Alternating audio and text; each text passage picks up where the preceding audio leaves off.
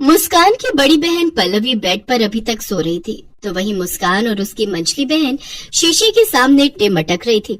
तभी उनकी माँ उर्मिला हाथ में पानी की बाल्टी और पोछा लेकर आती है और कहती है, बेशर्मो, नाश्ता क्या तुम्हारे पापा आकर बनाएंगे? और इस बड़ी महारानी को देखो, अभी तक सो रही है, इसे कोई फिक्र ही नहीं है। यार, ये कौन सुबह सुबह काय काय कर रहा है? अच्छा, तो इससे मेरी आवाज कौवे जैसी लग रही है। रुक, अभी बताती हूँ तुझे। इतना कहकर उर्मिला पानी की बाल्टी सोई हुई पल्लवी पर उड़ेल देती है। मुंबई शहर में उर्मिला अपनी 3 बेटियों पल्लवी, निधि और मुस्कान के साथ रहती थी। उर्मिला की तीनों बेटियां बहुत ही चंचल और बिगड़े स्वभाव की थीं। उर्मिला उनके इस मिजाज से बहुत ही परेशान थी। अपनी बेटियों के स्वभाव को देखते हुए उसने जल्द से जल्द इन तीनों की शादी करने की ठानी। काफी खोजबीन के बाद उर्मिला ने अपनी तीनों बेटियों की शादी सागरी देवी के 3 बेटों मुकेश, नवीन और समर से कर दी। सागरी देवी शहर में तो रहती थी, लेकिन थी वो एकदम पुराने विचारों वाली। उनकी सोच और उम्र उनके सफेद बालों की तरह ही एकदम पुराने थे। आज सागरी देवी बहुत खुश थी, क्योंकि उसकी तीनों बहुएं आज एक साथ गृह प्रवेश जो कर रही थी। अब तुम तीनों बहुएं एक साथ इस कलश को अपने पैरों से गिराकर घर के अंदर प्रवेश करो। वो तीनों बहनें अपनी सास की बात को मानकर कलश गिराकर अपने ससुराल में प्रवेश करती हैं। तभी अंदर पहुंचते ही मुस्कान अपना घूंघट जल्दी से ऊपर करती है और कहती है, उफ, यहाँ तो कितनी गर्मी है यार। सासू माँ, जल्दी से एसी चला दो, बहुत गर्मी है। उसकी ऐसी हरकत देखकर सागरी देवी को बहुत गुस्सा आता है और वो सभी घर वालों और रिश्तेदारों की मौजूदगी में उस पर चिल्लाते हुए कहती हैं, मुस्कान बहू, ये क्या बदतमीजी है? मुझे तुझसे बिल्कुल भी ऐसी उम्मीद नहीं थी। इतनी भी क्या जल्दी पड़ी थी तुझे अपना घूंघट हटाने की? अरे, कल तेरी मुंह दिखाई है, कम से कम तब तक तो रुक जाती। तभी अपनी बहन की तरफदारी करते हुए निधि कहती है, तो इसमें उसने क्या बुरा कर दिया सासू माँ? अगर उसे गर्मी लग रही है तो वो तो घूंघट हटाएगी ना। बड़ी होने के नाते तुझे अपनी छोटी बहन को संस्कार सिखाने चाहिए, ना कि उसको गलत शिक्षा देनी चाहिए। अब बस भी करो सासू माँ, आप तो बेवजह ही मेरी दोनों बहनों को सुनाए जा रही हो। और अगर मुस्कान ने घूंघट हटा भी लिया तो इसमें इतना हाइपर होने की क्या जरूरत है? बेकार का तमाशा बना रखा है आपने। तीनों नई नवेली बहुएं सभी रिश्तेदारों के सामने अपनी सास को खूब सुनाती हैं। फिर वो तीनों बहुएं भी अपने अपने पतियों के साथ अपने कमरे में चली जाती हैं। रात को जब मुस्कान अपने कमरे में होती है तो उसका पति समर उससे कहता है, देखो जानू, तुम मुझे बहुत पसंद हो, लेकिन वो क्या है ना, मेरी माँ थोड़े पुराने विचारों वाली है, तो तुम कोशिश करना कि तुम उनसे तालमेल बिठा सको। आप बिल्कुल भी फिक्र मत करो जी, हम तीनों बहनें हैं ना, हम सब अच्छे से संभाल लेंगे। अगली सुबह वो तीनों बहनें बैकलेस ब्लाउज पहनकर अपनी पहली रसोई की रस्म करने जाती है। अरे वाह वाह, क्या हॉट लग रही हो तुम दोनों। तो तुम कौन सी कम लग रही हो, एकदम पटाखा लग रही हो। तभी वहाँ निधि का पति नवीन आ जाता है। अरे, ये कैसे कपड़े पहन रखे हैं आप लोगों ने? अगर माँ ने आप तीनों को इस हालत में देख लिया तो वो बहुत गुस्सा होंगी। वो थोड़े पुराने विचारों की हैं। आप टेंशन मत लो, हम माँ जी को समझा लेंगे। और वैसे भी बैकलेस पहनने में आखिर बुराई ही क्या है। तभी वहाँ सागरी देवी आ जाती है और अपनी बहुओं को ऐसे कपड़ों में देखकर कहती है, हे राम, ये तुम तीनों ने कैसे कपड़े पहन रखे हैं? तुम में कुछ लाज बची है या नहीं? कम से कम ये तो सोचती कि इस घर में 4 मर्द घूमते हैं। हे ऊपर वाले, ये मुझे कैसे दिन दिखा रहा है? मेरी बहुएं अब इस घर में अधनंगी होकर घूमेगी। माँ जी, आप हर बात पर रोक टोक क्यों करती हैं भला?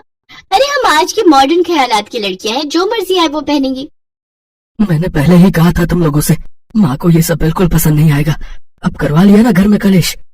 इतना कहकर नवीन गुस्से में वहाँ से चले जाता है। हे भगवान, ये कैसी बेशर्म बहुएं दी हैं आपने मुझे। जितने छोटे इनके कपड़े हैं उससे कई गुना लंबी तो इनकी जुबान है। चलो अब जल्दी से नाश्ता बनाओ और मेरे बेटों को परोसो, उनको ऑफिस जाने के लिए देरी हो रही है। इसके बाद वो तीनों सबके लिए नाश्ता लगाती हैं, जिसको खाकर उनके पति ऑफिस के लिए निकल जाते हैं। अब तो ये रोज का हो गया था। सागरी की खुले विचारों वाली बहुओं को हर रोज अपनी सास से किसी न किसी बात के लिए बेशर्मी के ताने सुनने पड़ते थे। एक दिन उर्मिला अपनी बेटियों को फोन करती है। अरे, कैसी हो तुम तीनों? कहीं अपनी हरकतों से अपनी सासू माँ को परेशान तो नहीं कर रही? क्या माँ, कम से कम अब तो हमें ताना देना छोड़ दो। शादी से पहले माँ की बातें सुनो और शादी के बाद अपनी सास की। तो ऐसी हरकतें करती ही क्यों हो कि सबकी सुनना पड़े? चल अब रखती हूँ, तुम तीनों अपना ध्यान रखना। ऐसे ही कुछ दिन बीत जाते हैं। तभी उनके पड़ोस में रहने वाली मधु आंटी उनके घर आती है। सागरी, अरे ओ सागरी, कहाँ है? आंटी जी, सासू माँ तो किसी रिश्तेदार के घर कीर्तन में गई हुई हैं। आप बैठिए, वो बस आती होंगी। अच्छा ठीक है। अब ये बताओ बेटा कि तुम्हें तुम्हारी सास ज्यादा परेशान तो नहीं करती? नहीं आंटी जी, बिल्कुल भी नहीं, बल्कि वो तो हमारा ध्यान बड़े अच्छे से रखती है। हाँ, वो हमें बिल्कुल अपनी बेटी की तरह प्यार करती है। अब झूठ मत बोलो बहू, सारा मोहल्ला जानता है कि वो तुम तीनों को हर चीज के लिए रोक टोक करती है, तुम्हें सबके सामने बेशरम कहती है और तुम सबका जीना हराम करती है। अरे मैं तो कहती हूँ कि घर में ऐसी सास हो तो तुम सबको उनसे अलग हो जाना चाहिए। मेरी मानो तो अपने पतियों को लेकर कहीं अलग घर में रहने चली जा, या फिर अपनी सास को वृद्धाश्रम भेज दो, तभी उसकी अकल ठिकाने आएगी। आंटी जी, हम तो सिर्फ जुबान और कपड़ों से बेशर्म होंगी, लेकिन असली बेशर्म तो आप हो, जो अपनी सहेली की बुराई उसी की बहुओं से कर रही हो। आप अच्छे खासे परिवार में फूट डलवाना चाहती हो ना? आंटी जी, जैसे आपका बेटा बहू आपसे अलग हो गए, आप चाहते हो कि हमारा परिवार भी वैसे ही अलग हो जाए। शर्म नहीं आई आपको ऐसा कहते हुए? हे राम, इनकी जुबान तो देखो, सच ही कहती है सागरी, बड़ी ही बेशर्म हो तुम तीनों, और साथ में बिगड़ी हुई भी। कुछ तमीज ही नहीं है कि अपने से बड़ों से कैसे बात की जाती है। आपकी हिम्मत कैसे हुई हमें बेशर्म और बिगड़ी हुई कहने की? और वो हमारी सास है, उनका हम पर पूरा हक है कि वो हमें कुछ भी बुलाए। अब अगर आपने एक और शब्द भी हमारी सास या हमारे परिवार के खिलाफ बोला ना, तो मैं आपकी जुबान खींच लूंगी। अरे हम तो सिर्फ कपड़े बैकलेस पहनती हैं, पर आप तो पूरी की पूरी कैरेक्टरलेस हो। बाप रे, बिल्कुल सही कहती है तुम्हारी सास, तुम सब की सब बिगड़ी हुई बेशर्म लड़कियां हो। मधु ये कही रही होती है कि तभी सागरी अपनी समधन उर्मिला के साथ दरवाजे पर खड़ी उनकी सारी बातें सुन लेती है, और वो अंदर आकर मधु से कहती है, बिल्कुल सही कहा तुमने मधु, ये मेरी तीनों बहुएं बड़ी ही बेशर्म हैं, लेकिन आज मुझे गर्व है कि मुझे ये तीनों बेशर्म बहुएं मिली हैं, क्योंकि जिनके पड़ोसी तुम जैसे हो, उनके पास ऐसी ही बहुएं होनी चाहिए। अरे सागरी, तू मेरी बात तो सुन, मैं तो तेरा ही पक्ष ले रही थी, लेकिन ये तीनों बिगड़ी हुई बहुएं ही चाहती थी कि तुम जल्दी से अपनी जायदाद इनके नाम कर दो। अब बस भी करो बहन जी, कितना झूठ बोलोगी। हम दोनों ने तुम सबकी सारी बातें सुन ली है, और हमें ये भी पता है कि कौन सच बोल रहा है और कौन झूठ। मुझे हमेशा ही अपनी तीनों बेटियों के मुंहफट और मॉडर्न विचारों से दिक्कत थी, लेकिन मुझे आज समझ आ गया कि इंसान की पहचान उसके कपड़ों से और सोच से नहीं, बल्कि उसकी नीयत से होती है। भले ही मेरी तीनों बेटियां खुले विचारों की हैं, लेकिन इनकी नीयत और मन बिल्कुल साफ है।